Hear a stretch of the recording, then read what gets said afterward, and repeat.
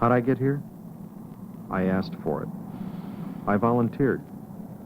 I wanted to fly this airplane because almost every mission you fly is operational, and because this is a pilot's airplane.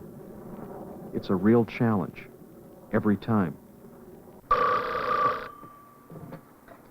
2026, Sergeant Sarmiento speaking. May I help you? Standby 1. Headquarters stack, sir. Lieutenant Colonel Brown. Yes, sir. Right away, sir. Captain Peterson. Right. Right. Your mission? A high-priority sortie to collect vital information. It's all planned for you the day before you fly. Squadron operations, 2.5 hours before takeoff. You and your backup ready to go to work. Hello, Tim. Hey, morning. How are you? How are you doing today? Okay. A last-minute intelligence briefing. And that concludes the items you'll be prohibited from carrying. Can I answer any questions about these?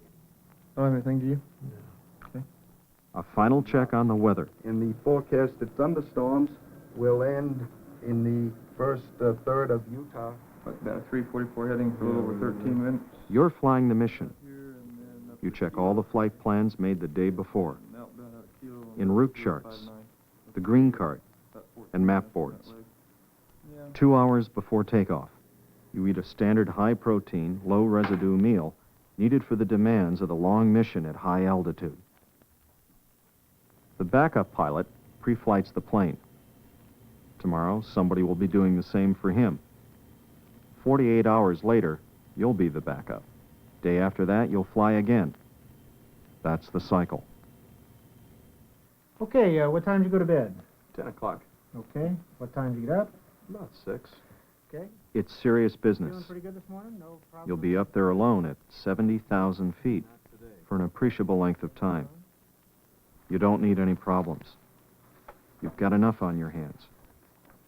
All that time, you'll be living in a spacesuit, sucking your meals and sipping Gatorade through a tube.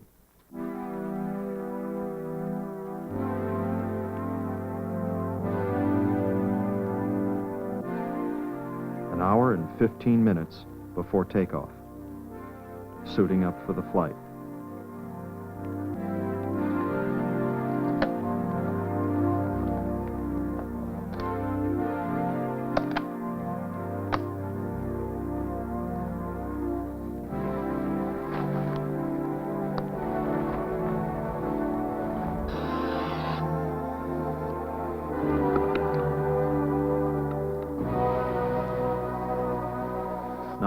At altitude. You could get the bends. That's why, an hour before takeoff, you go on oxygen. Everything okay then, sir? Yeah, thanks, Woody. It's okay. You're all set. Okay. It's a close-knit group. We have to be. We depend on one another for our lives.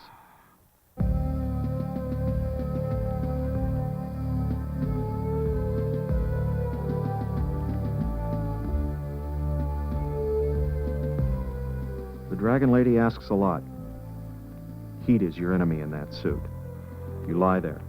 You go over the mission in your mind. What track you'll go in on. What sensor settings over the target. What are the divert, emergency bases. How will the weather affect the mission?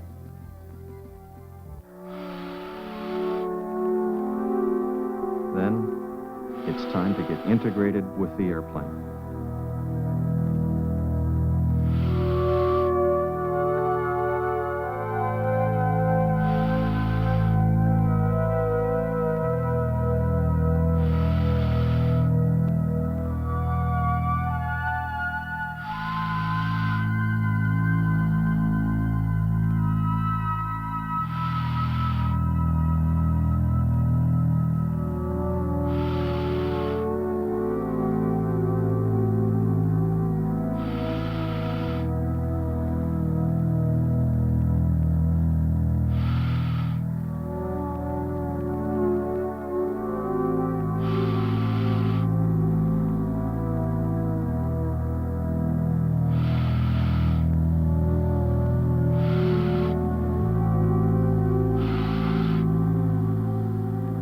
It's the same seat used in early shuttle missions. The cockpit's small. It's a snug fit. You need help.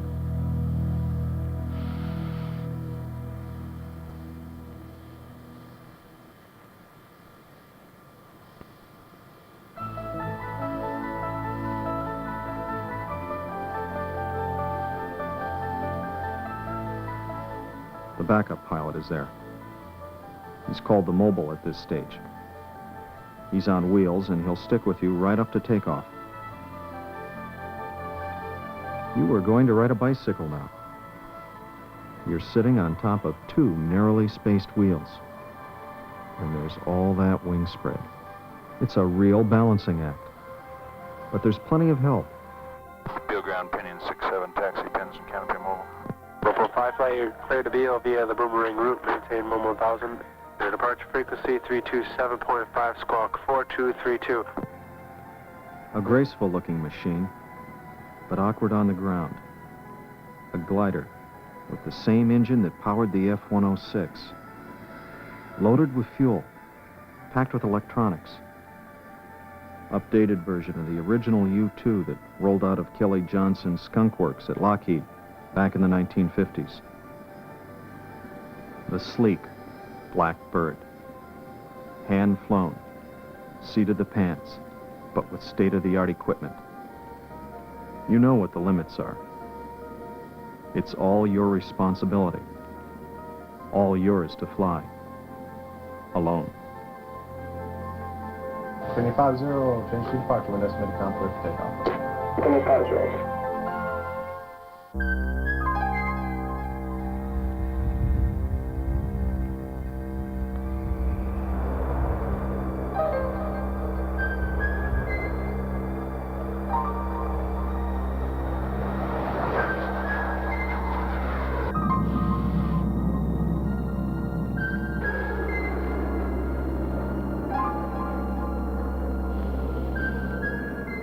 So there you are. No crew. Limited radio contact. In each of us who flies these missions, there's the conviction that this is not just a job.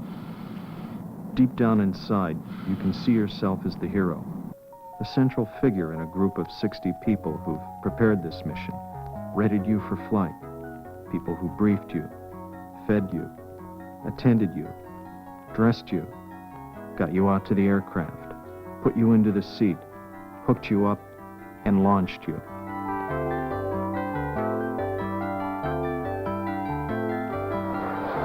We say launch, not takeoff, because so many people and procedures are involved in the launch and the recovery of just one pilot in a single aircraft.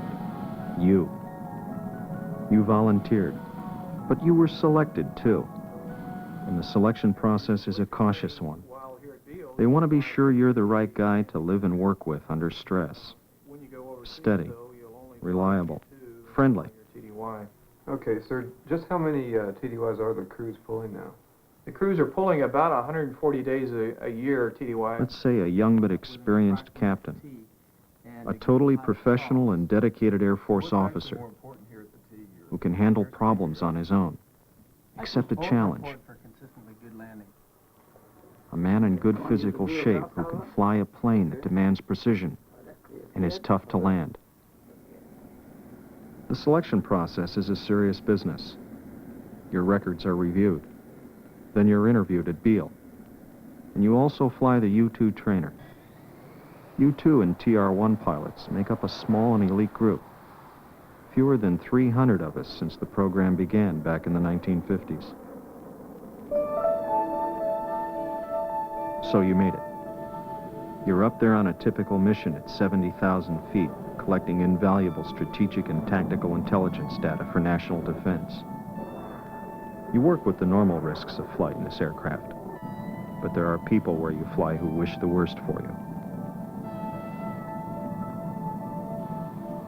Your challenge is to accept all the risks and fly the mission successfully. You've got to be good at your trade. Approaching the target area, you know precisely what to do. It's all been worked out for you. What track to go in on, what sensor settings to use. but it's yours to do. It's a great airplane, a stable reconnaissance platform with a long loiter time, and a lot of history, an impressive record of performance. You know only what you have to know about each mission, but you know who has tasked your mission. And they know you by name. That goes with the territory. A ranking Allied military commander has said, if all the U-2 TR-1 aircraft could be airborne 3 hours before a war, we'd have all the information essential to the conduct of that war. We fly other missions, surveying the damage caused by natural disasters, hurricanes, floods, earthquakes, forest fires. We sometimes fly search and rescue missions. There are 2 units flying the U-2 and TR-1. Both aircraft are virtually the same. However, they fly different missions. TR-1 pilots in the 95th Recon Squadron fly out of RAF Elkinbury, England. It's a 3-year overseas tour. Their missions support the tactical commanders in Europe collecting battlefield information for NATO planning and defense. TR-1 pilots do not pull TDY. The U-2s support the folks in Washington by collecting strategic intelligence. To do that, U-2 pilots go TDY about 130 days a year. He was honest. He told me about the TDY, and it was hard to get used to. But then when we had the chance to come here, I just couldn't say no to him. It was like I caught his excitement.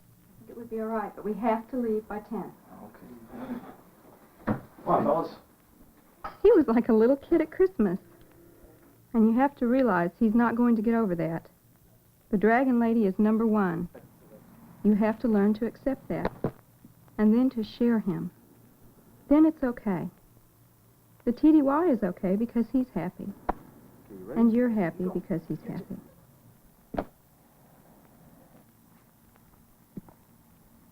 And if he's not always there for you and the kids, well, you learn to live with that. It's really not much different anywhere else. All right. Hi, Debbie. How are you? Okay, hanging in there. How you doing? We're okay. Is he coming back soon? No, not for another month. Our husbands have to depend on one another for their lives. And it's almost the same with us.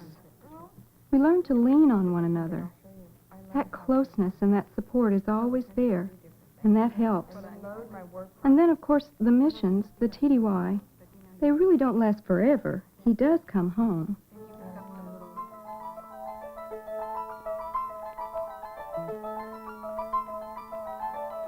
Home can be anywhere in the world on TDY. But coming back home, that's back to where your heart is. You come in tired, and you're recovered the same way you were launched, with a lot of help.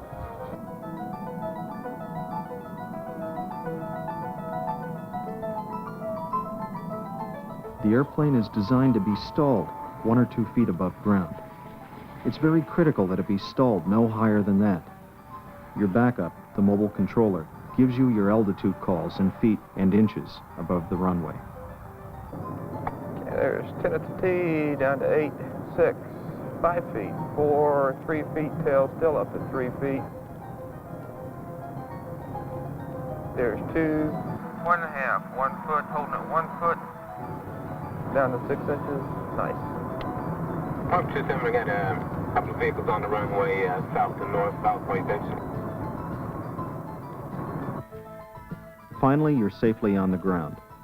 Mission successfully completed. Your backup is there to meet you. He takes the checklist and the green card. Your written log of everything you were supposed to do on this mission. It all goes back to the people in NAV planning. Hey, welcome back. All right. Heck of a fine job. Yeah. Have a good one? Okay. Yeah. Super. There you go. Have him your checklist. I'm gonna take this. Get some of the stuff out of your way here. Okay, look.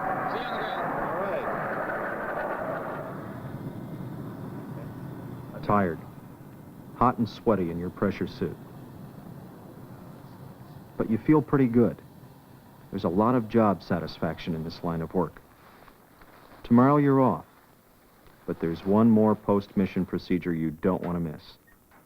It's in the heritage room of the squadron that each mission really comes to an end. This is where you begin to unwind and listen and learn from older and wiser heads. How things go today? What's wrong with that autopilot thing? Yeah, ask him. I don't know. Well, we had some problems with yesterday. It was, we're getting a little pitch divergence. Oh, geez, that temperature thing again yet. What? Yeah, did you try turning it?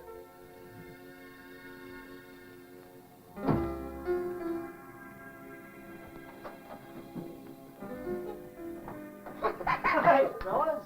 How are you?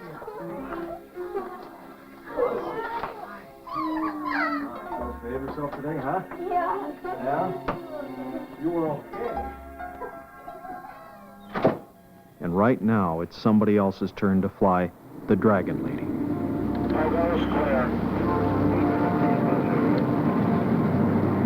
They're going to go to departure 5-0.